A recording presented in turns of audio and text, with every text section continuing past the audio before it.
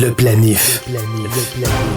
Ici, chaque dollar est une pièce de collection façonnée avec art et précision. Préparez-vous à pénétrer un univers où l'argent ne dort jamais. Il maîtrise l'art de transformer vos investissements en or. Le balado, le planif. Voici Fabien Major. Bonjour, bienvenue à une autre édition du balado Le Planif. Plein de sujets dans l'actualité comme d'habitude. Il y a quelque chose récemment qui a attiré mon attention. C'est une histoire qui met en vedette un artiste que j'adore. Il était le leader du groupe britannique The Police et Sting, Gordon Sumner de son vrai nom. Lui, il a mentionné, malgré sa grande richesse, comme vous pouvez le voir, il ne laissera pas d'héritage à ses enfants. C'est quand même assez spectaculaire. Le gars vaut des centaines de millions de dollars et ses enfants ne toucheraient pas un sou de ses actifs à son décès. Ben, faut lire quand même avant de simplifier le message puis de penser qu'il est radin ou quoi que ce soit. Non, je pense que c'est quand même une belle philosophie de vie qu'on voit de plus en plus. Les gens ne laissent pas d'héritage. Pourquoi? Parce qu'ils veulent dépenser et donner de leur vivant. Puis de ce côté, il mentionne qu'il aide beaucoup ses enfants. Il fait plein de choses avec les enfants, les petits-enfants. Ils ont accès à des capitaux, ils ont accès à des maisons, des dons du vivant. Mais ce que Sting ne veut pas, comme d'autres, comme Warren Buffett par exemple, c'est qu'on ait un gros montant d'argent et qu'on se laisse vivre et qu'on est plus productif pour la société. La créativité est stoppée, puis finalement, c'est une vie d'oisiveté où il se passe rien du matin au soir. Non, il croit que justement, c'est le rôle de l'argent, c'est de servir un peu de moyen de transport et d'un moyen pour arriver à quelque chose et engendrer peut-être des projets. Et puis d'aider ses enfants de son vivant à se lancer des fois dans une entreprise, à partir quelque chose. Ben oui, je pense que ça a du bon, mais il va falloir qu'il fasse beaucoup de dons avec une fortune pareille. Le balado, le planif. Au balado Le Planif, il est temps d'aller rejoindre une consoeur planificatrice financière. Laurie Lavoie est vice-présidente régionale service conseil en gestion de patrimoine chez IA Gestion du patrimoine. Bonjour Laurie et bienvenue, une première au balado Le Planif. Oui, merci de la belle invitation.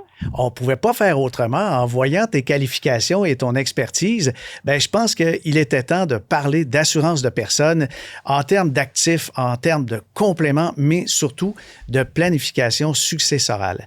Alors, on va démystifier quelque chose parce que c'est vrai qu'on parle souvent de planification financière au balado, le planif qui porte d'ailleurs ce nom, mais la planification successorale, c'est très important, c'est un peu escamoté. Et comment tu résumes cette démarche-là? Oui, bien, c'est une démarche très importante. En fait, il y a plusieurs volets à la planification successorale. Donc, on pense à tout ce qui est plan. Donc, on sait souvent quels actifs nous aurons à la fin de nos jours et comment on va le léguer, comment on va le transmettre de la meilleure façon. Donc, le plan successoral, c'est ça que ça permet de faire. Donc, ça l'inclut bien sûr tout ce qui est documents légaux, testament, mandat. Ça inclut aussi tout ce qui est structure fiscale. Donc, on va faire un plan. Donc, quelle est la meilleure structure pour moi? Est-ce que j'ai une gestion, une fiducie ou comment répartir mes actifs de la meilleure façon possible? Ensuite, on a tout le volet fiscal, comment minimiser les impôts, comment maximiser le patrimoine. Et ensuite, il y a le volet assurance qui dit, comment on va financer ce plan-là? Comment on va avoir les liquidités nécessaires pour transmettre le plus possible à la génération suivante? Quelqu'un qui dit, j'ai un testament, j'ai pas besoin de plan successoral. Est-ce que c'est vrai? Non, en fait, on entend souvent ça. Moi, tout est écrit, j'ai un testament. Le testament dit qui reçoit les biens, mais pas comment et on va liquider, comment on va réussir à léguer ces biens-là de la meilleure façon possible. Donc, le plan successoral, ça permet de faire en avance un peu un portrait global de quelle façon on va pouvoir le mieux possible transmettre ce patrimoine-là à nos enfants, à nos héritiers et comment on va le financer. Donc, le testament lui seul n'est pas suffisant pour concrétiser les plans. Donc, c'est vraiment le plan qui va nous permettre de le faire. On va y aller un peu dans le détail pour montrer que la planification successorale, ça peut rendre de très, très fiers services. Si dans mon testament, par exemple, je dis que je veux laisser mes biens à mes enfants mineurs et j'ai des REER, j'ai une conjointe et je veux laisser la maison à mes enfants et je fais abstraction de la conjointe. Je pense qu'on a ici une petite bombe à retardement. Oui, effectivement, quand on fait des legs à des enfants mineurs, ben il peut y avoir des conseils de tutelle qui peuvent être mis en place. Ben, tu sais, en fait, les enfants mineurs ne peuvent pas recevoir des biens et les administrer. Donc, effectivement, il faut planifier qui va s'occuper de ces biens-là. Il y a des fiducies testamentaires qui peuvent être mis en place. Il y a d'autres choses qui peuvent être mises en place, mais les enfants mineurs ne peuvent pas recevoir les biens directement. Ça peut causer vraiment de problématiques. Et si on n'implique pas notre conjointe, ben les enfants vont hériter d'une maison qu'ils ne pourront pas administrer nécessairement. Donc, il y a plusieurs problèmes dans cette question-là là, qui peuvent être rencontrés. Là. C'est quelque chose qui se planifie. Ouais. Ben, justement, c'est ça qui est des fois embêtant, la planification successorale, parce que on dirait que ça ne se termine plus. On vient de faire notre plan financier et puis là, il faut faire un plan successoral. C'est un document qui est similaire à la planification financière? Oui, mais ça peut être un document ou plusieurs documents. Je dirais que normalement, on collabore avec plusieurs professionnels. Donc, on va travailler avec des avocats, des notaires, avec le financier, le conseiller financier du client, avec différents spécialistes aussi, donc des fiscalistes dans certains cas. Et c'est tous ces documents-là qu'on met ensemble qui va faire qu'on a un plan qui se tient. Donc, c'est vraiment un monde de collaboration pour arriver à concrétiser les objectifs successoraux des clients et des gens. Donc, je dirais que c'est pas nécessairement un document, mais c'est une coordination de différentes étapes et de différents documents ensemble pour arriver à la fin à atteindre les objectifs des clients de la meilleure façon possible. OK. De ton vécu, qui a besoin et qui n'a pas besoin d'un plan successoral? Tout le monde a besoin d'un plan successoral. Je dirais que peu importe le patrimoine, qu'il soit modeste ou très, très élevé, tout le monde doit avoir un plan pour faciliter la transmission de ses actifs. Tout le monde a des actifs, puis on vit dans une nouvelle ère où les actifs sont de plus en plus importants. Puis là, je parle de maison, de résidence familiale. Tout a de plus en plus de valeur. La fiscalité est de plus en plus complexe également. Donc, je dirais que tout le monde a besoin d'avoir une réflexion sur comment je vais transmettre mes actifs de la meilleure façon possible, que ce soit une maison, un chalet, un REER, même s'il est très modeste, il y a des façons de maximiser ça. Le CELI, comment le transmettre à la conjointe, il y a des documents à penser, à réfléchir. Donc, je dirais que c'est pour tout le monde d'avoir cette réflexion-là et de son vivant. Et je dirais que le plus tôt est le mieux parce qu'on a beaucoup plus de latitude lorsqu'on commence très jeune à penser à ça et c'est beaucoup moins coûteux dans le temps ensuite de mettre en place. Et je dirais pour ajouter que ça rajoute de la paix d'esprit pour les héritiers de faire ce plan-là. Ça simplifie les choses lorsqu'on... On dirait que c'est une question qu'on tente d'évacuer souvent. On procrastine beaucoup avec notre succession, héritage, testament, tout ça. Des fois, c'est peut-être par superstition. On se dit, si j'aborde ce sujet-là, non, c'est sombre, je veux pas ouvrir une marmite, créer de la chicane dans la famille. Parce que le grand défi que je m'aperçois au quotidien, c'est les familles reconstituées. Comment on fait pour démêler les héritages, la succession, quand on est rendu à la 2e, 3e, 4e union? Il y a des enfants issus de 2 familles, 3 familles différentes. Ça demande une réflexion. Est-ce qu'il y a une méthodologie qui permet de débroussailler tout ça? Je dirais que c'est de travailler en collaboration avec les différents professionnels autour de nous, d'en discuter et d'être vraiment clair avec la famille, avec les conseillers. Donc, je pense que pour éviter les conflits dans le futur, justement, de plus en plus, on voit ce type de famille-là, donc avec plusieurs ex-conjointes, des familles, des enfants de d'autres unions, etc. Donc, il suffit de vraiment commencer la conversation et une réflexion sur comment distribuer ces actifs-là à qui. Il y a certains des choses comme ça. Et on peut pas nécessairement toujours être égal. Il faut penser à l'équité entre les générations, entre les enfants et la planification successorale, incluant l'assurance, pour permettre cette paix d'esprit-là, cette harmonie-là, cette équité-là. Donc, c'est des discussions c'est des choses qui sont quand même faciles à mettre en place. Oui, ça peut être des conversations difficiles, mais quand c'est clair, quand c'est les enfants sont impliqués dès le départ, ça simplifie beaucoup cette répartition d'actifs-là et les relations entre ces enfants-là dans le futur. Dans quel état d'esprit on doit se mettre pour rédiger son plan financier et en parler avec des professionnels, un planificateur, planificatrice financière et puis peut-être aussi notaire et compagnie? Est-ce qu'il faut penser à notre décès dans 20, 30 ans, 40 ans ou même demain matin? Ben moi, mes conversations avec les clients, c'est toujours demain matin. Ah oui? Voici ce qui se passe si tu venais à partir. Voici la façon dont tu es structuré. Sans être alarmiste, on a un testament, on n'en a pas. Voici ce que dit ton testament. Voici de quelle façon les biens vont être répartis. Est-ce que ça te convient? Voici ta facture d'impôt. Est-ce que tu savais que tu avais cette facture-là? Comment vas-tu la financer? Comment tes héritiers, quels actifs devront-ils vendre pour financer cette facture d'impôt? Et souvent, les clients, les gens réalisent, oh, j'avais pas réalisé que mon chalet, que mon REER donnait autant d'impôts. Et là, on est dans un contexte émotif. Mes enfants, ils veulent garder le chalet familial, je veux pas qu'ils le vendent. Et c'est là qu'on trouve des solutions pour, dès maintenant, advenant un départ soudain, de trouver des solutions. Et ensuite, on regarde le long terme. Est-ce que cette stratégie-là, ce plan fiscal-là, ce plan successoral-là, va être durable dans le temps? Est-ce qu'il va continuer à répondre à mes objectifs? C'est sûr qu'il faut le réviser, mais je dirais que l'important, c'est de dire, bon, ben aujourd'hui, voici ce qui se passe. Est-ce que ça me convient? Comment je le finance?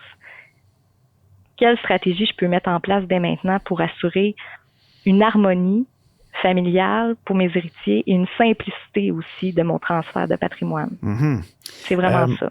Parlant de patrimoine, quand quelqu'un a une entreprise et puis il décède, qu'est-ce qu'au minimum il doit planifier avec ses associés, avec ses proches? Parce que le décès peut créer une espèce de disposition, comme si on avait vendu ses biens la veille de son décès, et il y aura des impacts même si on n'en veut pas, hein?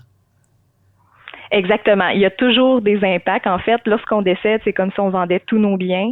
Donc, il y a une disposition réputée de tous les biens, sauf s'il y a une conjointe, ben là, il y a un roulement.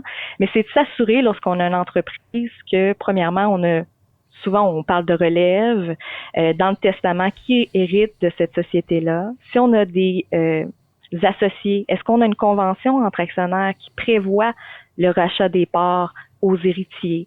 Est-ce que il y a de l'assurance vie qui finance ce rachat de parts-là? Comment l'entreprise va faire pour racheter l'actionnaire décédé? Donc, dans un plan successoral, on intègre tout ça. On intègre le testament du client, la convention entre actionnaires et comment financer ce rachat-là pour que les héritiers reçoivent plus de liquidité. Normalement, les entrepreneurs, ils n'ont pas nécessairement de relève.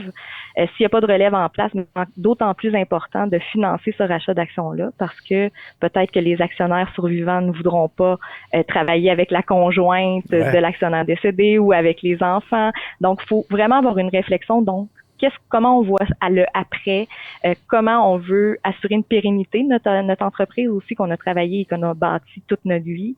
Donc, c'est vraiment important de s'arrêter puis de dire, bon, mais comment je travaille avec mon associé, comment on voit le futur, est-ce qu'on a une relève en place et est-ce qu'on veut que les enfants soient impliqués ou la conjointe? Et sinon, mais on trouve des solutions pour s'assurer que ça aille bien. Rien de mieux qu'un bon exemple, Laurie. On va y aller avec un cas de figure. Tom, il y a un studio d'enregistrement qui fonctionne très bien. Il y a même des clients internationaux, mais il y a un brou dans le toupette. Il n'est pas capable de s'occuper vraiment de ses papiers. Et paf, accident de voiture, il décède. Il y a des bons employés, ça roule tout seul, mais personne n'est identifié comme étant la relève. Et puis, la conjointe a dit, moi, je ne peux pas administrer les affaires de Tom. Je ne m'y connais pas du tout. Dans un cas comme ça, qu'est-ce qui se produit naturellement au niveau administratif? Est-ce que l'entreprise va fermer? Comment se prémunir aussi? Ça, c'est vraiment un scénario catastrophe et c'est le plan successoral qui va permettre d'éviter ça. Donc, ce qui va arriver, c'est que souvent, la conjointe n'a pas accès au compte de l'entreprise. Donc, il y a de la désinformation. Donc, elle ne peut même pas, si elle le souhaite, gérer tous ces comptes-là. Donc, c'est important de mettre en place aussi toutes des étapes là, pour assurer une continuité de l'administration rapide là, de la société. Donc, accès aux comptes, procuration, des choses comme ça qu'on peut mettre en place. Mais c'est sûr que ce scénario-là, pour Tom, il va avoir une perte financière qui va être reliée à ça au niveau de son entreprise s'il n'a pas prévu un plan de relève, un plan de succession dans le cas où il ferait un départ soudain. Donc, dans ce temps-là, souvent, la conjointe va être obligée de vendre, je dirais, la société que son conjoint a bâtie toute sa vie à rabais, tu sais, dans les sens où il n'y a plus de leader stratégique dans l'organisation, les affaires vont moins bien, même si ça roule tout seul, ça prend quand même un gestionnaire, quelqu'un qui va gérer tout ça. Donc, souvent, ce qu'on voit, c'est que la valeur de l'entreprise peut diminuer rapidement suite à la perte de l'actionnaire majoritaire ou d'un employé clé. Donc, encore là, l'assurance vie, si on la met dans une société pour s'assurer qu'il y a une continuité des affaires, mais ça permet peut-être à la conjointe d'avoir les liquidités nécessaires pour engager quelqu'un de compétent, pour continuer, pour assurer une pérennité dans la société et peut-être être en mesure de vendre au bon moment à la bonne personne, peut-être à des employés. Ça fait gagner du temps d'avoir des liquidités là, pour assurer une pérennité de l'entreprise. Donc, tu sais, il y a plusieurs plans qu'on peut mettre en place, plusieurs étapes, mais assurément, il faut y penser parce que ça peut arriver, malheureusement. Oui, c'est vrai. Mais là-dessus, on peut préciser, à quelques occasions dans le balado Le Planif, on a abordé ce sujet-là de la liquidité successorale. S'il y a une utilité à l'assurance, je pense que c'est la rapidité à toucher aux sommes d'argent quand on en a le plus besoin. Après un décès d'ordinaire, avoir les sommes qui proviennent d'une assurance vie, ça peut prendre combien de temps? Oui, c'est très, très rapide. Normalement, lorsqu'on a un bénéficiaire désigné et que tout est clair là, au niveau du décès et des causes du décès, en dedans d'un mois, on peut avoir les sommes et même plus rapidement là, directement là, qui est versé au bénéficiaire. Donc, ça n'entre pas dans la succession. Donc, c'est ce qui fait que le délai est beaucoup plus court. Donc, lorsqu'on a un bénéficiaire désigné, le chèque est versé directement, libre d'impôt lorsque c'est détenu personnellement à cette personne-là. Donc, c'est très rapide. Alors que quand on a des héritiers légaux, puis c'est des sommes d'argent qui sont versées par rapport au patrimoine, ben ça rentre dans la succession du décédé. Et là, il y a beaucoup plus d'administration. Donc, il y a un inventaire des biens qui doit être fait avant de redistribuer les sommes et tout ça. Donc, ça, c'est des délais qui peuvent aller jusqu'à 12 mois, même 2 ans, pour avoir accès aux sommes, tout dépendant des patrimoines. Donc, ça simplifie énormément les transactions et ça permet d'avoir les liquidités nécessaires rapidement. Puis, écoute, Fabien, quand on pense aux impôts, souvent, ils sont payables beaucoup plus rapidement que l'argent est disponible. Donc, lorsqu'on dispose de tous nos biens, c'est ça, l'ARC va dire, bon, ben voici la facture d'impôt, vous devez la payer en tant de mois cette année. Et souvent, les successions règlent beaucoup plus lentement que la facture d'impôt qui arrive là, rapidement. Donc, qu'est-ce qui arrive? Il faut faire un arrangement? Il y a des pénalités? Oui, on peut faire des arrangements. Il y a des pénalités qui peuvent être payables. Donc, c'est pour ça que il faut vraiment avoir une réflexion de dire, bon, mais comment on va financer cet impôt-là qui peut être rapide sans avoir accès aux actifs? Donc, parfois, il y a un décalage. Donc, l'assurance permet vraiment de simplifier le processus, d'avoir l'argent au bon moment et tout ça en liquide. Donc, on n'a pas besoin de vendre d'autres biens, des placements, une maison, un chalet pour financer ça. Donc, ça simplifie énormément les transactions. Tu as mentionné quelque chose, c'est que si un bénéficiaire qui est nommément inscrit dans le contrat d'assurance, mais il arrive des fois que des gens font un peu, des fois parce qu'on leur a dit de faire ça ou ils ont juste voulu aller plus vite, écrivent héritiers légaux comme bénéficiaires du testament. Quelles sont les conséquences à ce moment-là? Oui, ça change tout. En fait, comme je viens de le mentionner, ça va dans la succession. Donc, le bénéficiaire, si c'est héritiers légaux, ben le capital d'essai de l'assurance vie va entrer dans le patrimoine complet du client, de la personne décédée. Donc, ça rentre dans la succession et là, ça peut augmenter les délais parce que ça va faire partie de tous les actifs qui devront être redistribués, donc dans l'inventaire et tout ça.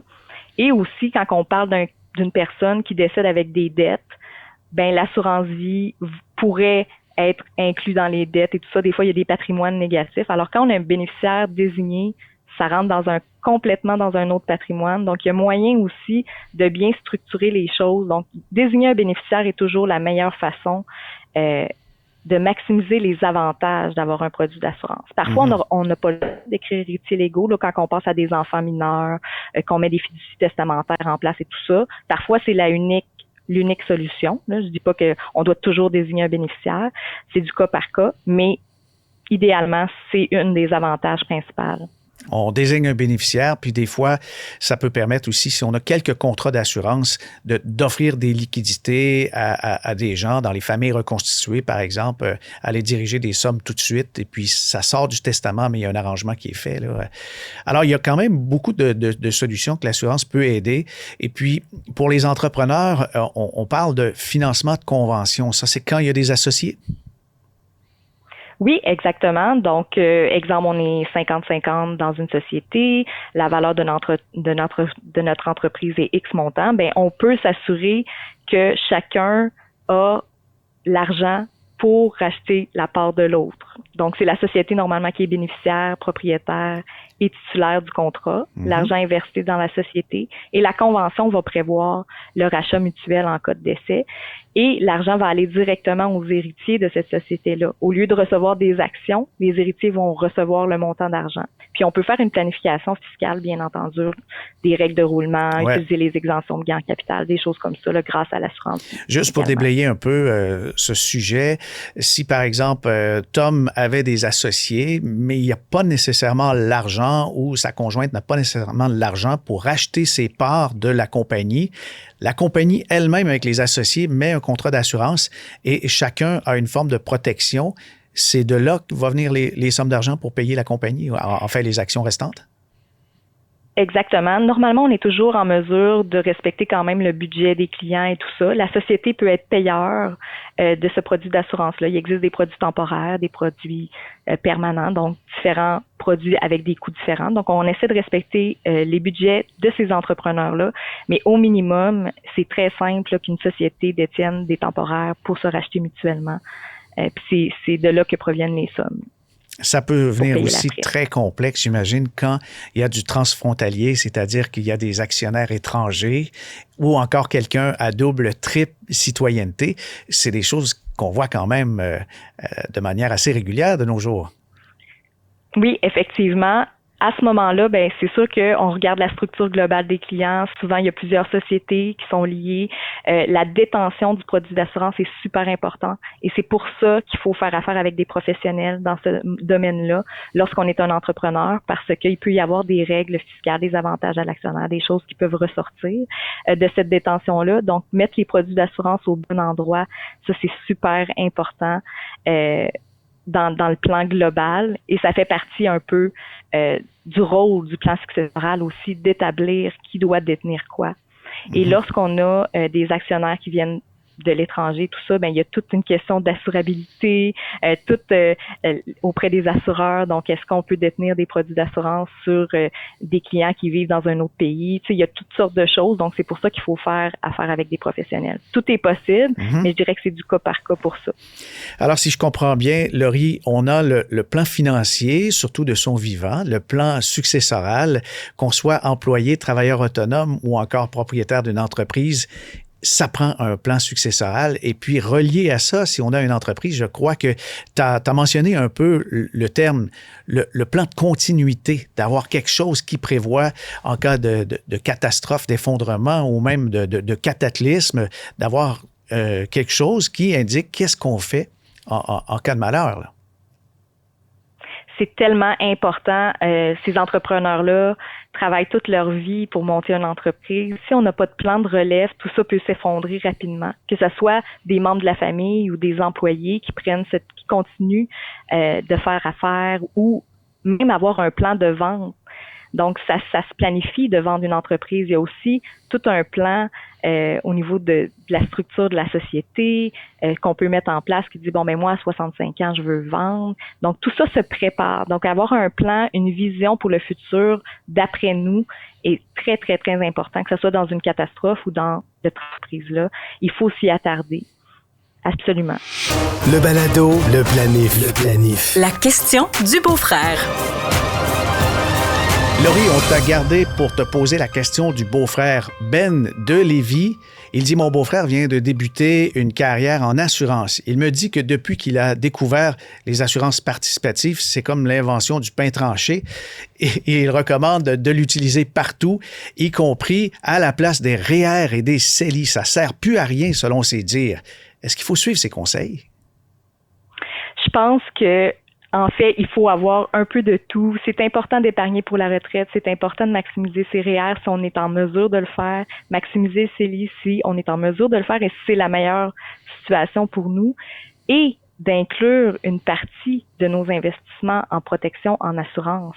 Pas nécessairement non plus en vie entière. Donc oui, on entend beaucoup parler de la vie entière participante et tout ça. Je vous dirais qu'il existe un éventail de solutions d'assurance qui peuvent répondre aux besoins de tous un chacun. Et il faut vraiment travailler avec un professionnel à savoir qu'est-ce qui est le plus avantageux pour moi.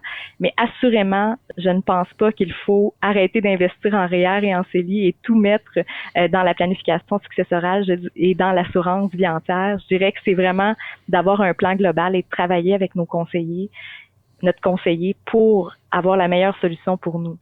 Le balado, le planif. Dans l'angle mort, avec Isabelle Bérard.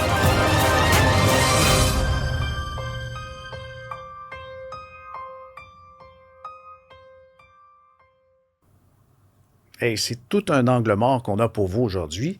Les familles recomposées. Non, mais pensez-y, aujourd'hui, les enfants, ils ont 3, 4 grands-mères, sans compter les oncles. C'est difficile de s'y retrouver, Isabelle. Oui, c'est difficile de s'y retrouver. En fait, Fabien, tu le sais, au Québec, là, on est l'endroit où il y a beaucoup de séparation. Un couple sur 2 se sépare. Donc, des familles recomposées. Le Québec entier a même voulu se séparer de Des familles recomposées, il y en a beaucoup. Et les gens pensent parfois avoir bien planifié la succession, mais il y a différents angles morts, là, puis c'est ce qu'on va aborder un petit peu aujourd'hui. Ouais. Donc, le premier angle mort, en fait, c'est qu'on s'imagine qu'en léguant tout au nouveau conjoint, on se dit, ben par amour, par confiance, notre nouveau conjoint, lui, quand lui va décéder, ben éventuellement, ça va retourner à mes enfants que j'ai eus de ma première union. Mais c'est pas une certitude, ça. Non, c'est pas une certitude. En fait, il n'y a aucune loi qui encadre l'amour et la confiance. Donc, c'est sûr que si vous, entre conjoints, vous vous êtes dit, ben on va se léguer mutuellement nos biens et au deuxième décès, ça retournera aux enfants, ce qu'il faut comprendre, c'est que votre nouveau conjoint, lui, a absolument aucune obligation de léguer quoi que ce soit à vos enfants que vous avez eus d'une première union. Après décès, qui va vérifier? Bien, c'est ça. Le conjoint a toujours la liberté de modifier son testament, de décider de ne pas inclure vos enfants. Donc, vous pourriez penser bien faire, mais évidemment, sans testament clair, sans structuration claire, vos enfants pourraient complètement être négligés là, dans cette situation-là. Ah, j'imagine qu'il y a des solutions, des pistes, des choses à vérifier.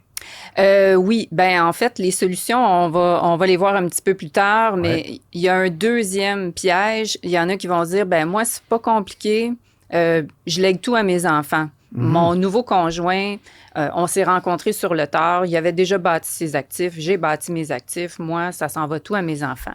Mais malheureusement, il y a certains régimes de retraite qui offrent une priorité au conjoint et ce, malgré ce qu'on a écrit dans notre testament. Ah oui, ça passe par-dessus. Ça passe par-dessus sa priorité sur le testament. Ce sont les régimes de retraite d'employeurs, là, communément les fonds de pension. Ouais. Si dans notre régime de retraite, on a un conjoint reconnu, habituellement c'est après 3 ans de vie commune, le conjoint va avoir priorité sur notre fonds de pension. Puis pour certaines personnes, le fonds de pension, ça peut être la plus grosse partie de leur richesse. Ben oui. Puis en pensant bien faire, en léguant tout aux enfants, ben on se rend compte que le fonds de pension, malheureusement, va s'en aller au conjoint. Puis des fois, les enfants sont mineurs. Oui, des fois, les enfants sont mineurs. Donc, il faut aussi bien réfléchir à comment on va structurer notre succession ou comment on va mettre en place notre testament. Donc, il y a différentes choses qui existent. On peut, entre autres, mettre en place une fiducie testamentaire. Donc, la fiducie testamentaire, c'est qu'on va pouvoir donner un droit d'usage, par exemple, à notre conjoint survivant. Oui, la maison familiale. Comme la maison. Puis, il pourrait même avoir un revenu qui lui soit prodigué pendant un certain temps, le temps qu'il est vivant. Et lorsque le conjoint va décéder, bien, tout ce qui est dans la fiducie va retourner aux enfants. Donc, ça permet de protéger et le conjoint survivant et les enfants qu'on aurait eus de notre première union. L'autre chose, c'est l'assurance vie. Donc, on peut aussi mettre en place une assurance vie, s'assurer que l'argent va être remis. On peut nommer un bénéficiaire pour pouvoir s'assurer que et nos enfants et notre conjoint ne soient pas oubliés dans la succession. Et ça passe à côté de la succession Ça aussi. passe à côté de la succession. Si on a nommé un bénéficiaire, l'assurance vie va s'en aller directement au bénéficiaire sans passer par la succession. C'est un moyen aussi d'accélérer les règlements parce que ça peut être très rapide. Oui, ça peut être très rapide. Et il y a l'angle fiscal aussi là, qu'on n'a pas abordé, mais il y a certains biens qui peuvent être roulés fiscalement sans aucun impact fiscal au conjoint. Ouais. Par contre, ces mêmes biens-là, si on les a légués aux enfants, il va y avoir facture d'impôt. Ouais. Donc, parfois, on pourrait décider de faire des legs ciblés. Donc, on va cibler quel type de bien on va transmettre à nos enfants, ce qui va être, par exemple, le plus fiscalement avantageux, et quel autre type de bien on va léguer à notre conjoint, qui pourrait être fiscalement avantageux. Puis un petit exemple qui me vient en tête, c'est si, par exemple, on lègue aux enfants le fruit des REER, il y a 300 000 imposable. Oui. Puis on lègue la maison au conjoint qui a 300 000 résidence principale, pas d'impôt. Oui. C'est pas la même valeur du tout. Pas du tout la même valeur. Puis, il y a certains biens qui peuvent être légués aux enfants avec le moindre impact fiscal, dont les CELI, entre autres. Puis les comptes non enregistrés, c'est seulement le gain en capital qui pourrait être imposable. Donc, si on a une volonté de pouvoir aider tout le monde, bien, il y a moyen aussi au niveau de la fiscalité de bien cibler qu'est-ce qu'on va léguer à qui pour optimiser la fiscalité. Puis s'il y a un manque à gagner, bien, l'assurance vie pourrait venir pallier à ce manque à gagner-là si jamais on voudrait ne pas avantager un plus qu'un autre. Et quoi d'autre à ne pas oublier en terminant? Bien, assurez-vous de mettre à jour vos bénéficiaires. Si vous vous êtes séparés puis que vous avez une vieille assurance vie que vous avez pris de ça longtemps puis que vous aviez mis votre ex-conjoint comme bénéficiaire ou des fois on oublie notre assurance collective, assurez-vous de mettre à jour vos bénéficiaires. Ça va éviter que votre ex se retrouve avec votre patrimoine. Encore de très bons conseils d'Isabelle Bérard. Le balado, le planif, le planif. Ça conclut l'épisode pour aujourd'hui. Vous avez des questions ou encore des suggestions de thèmes d'invités, de questions du beau-frère, vous pouvez m'écrire fm@fabienmajor.com.